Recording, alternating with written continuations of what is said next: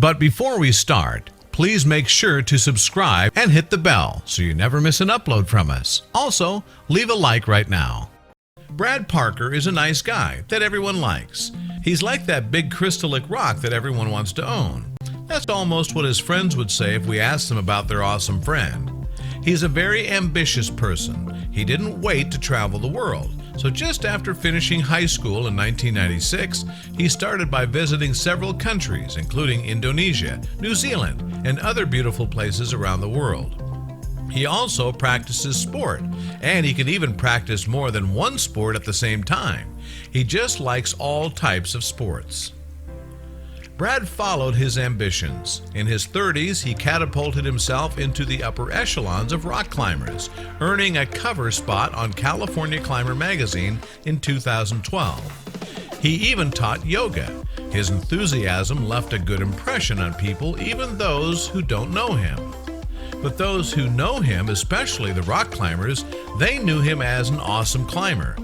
That's what Brad's best friend was quoted as saying. Surfers knew him as an awesome surfer, and yoga instructors knew him as an amazing yoga instructor.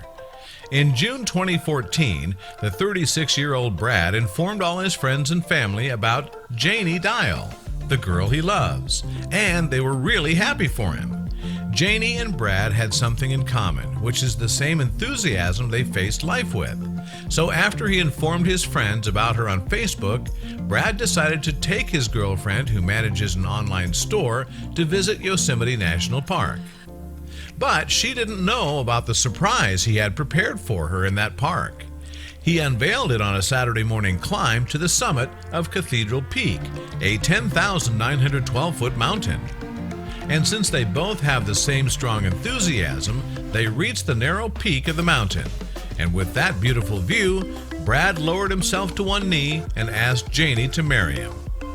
The moment after asking her to marry him and waiting to hear her answer was the hardest moment in his 40 years.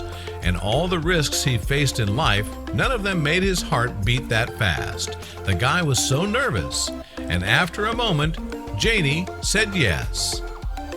Minutes later, as the two descended the mountain, Brad told her, "This is the happiest day of my life." And though Brad didn't know it, that moment of pure elation that followed the couple's commitment to marriage was the moment his life peaked.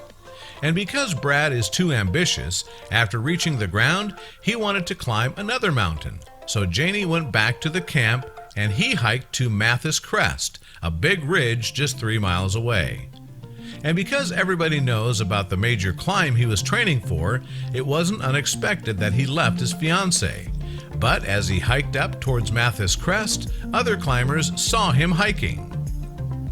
Cedric Ma, one of the hikers, told his friends that Brad wasn't dehydrated and had cramps, a thing that doesn't allow him to train in that big ridge. Then they kept watching him till he disappeared from the view. The fact that he was dehydrated, cramped, and tired didn't stop the awesome climber from climbing Mathis Crest. They watched their professional climber friend from afar, falling 300 feet from the top till he hit the ground. It was a shocking falling. They were truly shocked. They got speechless. Only silence spoke in that moment. The silence was not like the momentary one that followed Brad's proposal to Janie. This was the silence of death. Total and defeating, a finite sort of thing broken only by the park rangers when they hiked in to recover Brad's body. After removing his dead body from the park in the next morning, because it was late for the helicopter to extract it, they sadly informed his friends and family about his death. There was little solace to take in Brad's death, but still, as Brad himself would have done, his family and friends decided to turn the meaninglessness of his demise into something beautiful. They spread his ashes around the California coast. The funeral passed, and more time passed.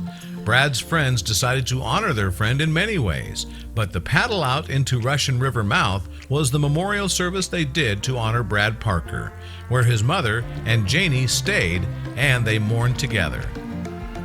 And when the wounds healed further, his hiker friends climbed Cathedral Peak, the place where he felt his one and last happiest moment in his life, the moment he proposed to Janie. Janie, whose wounds were still open, posted in a 2016 Facebook post a letter that she mentioned to Brad Parker, expressing her feelings with sad words, saying it's so bittersweet, so brutal, and yet so precious and true. She also said, "You not only live on in me, but continue to live on in others and give them life. And not only life, the great consciousness of life that reminds us what truly matters. You continue to give me life." And what an awful, stinging irony that is.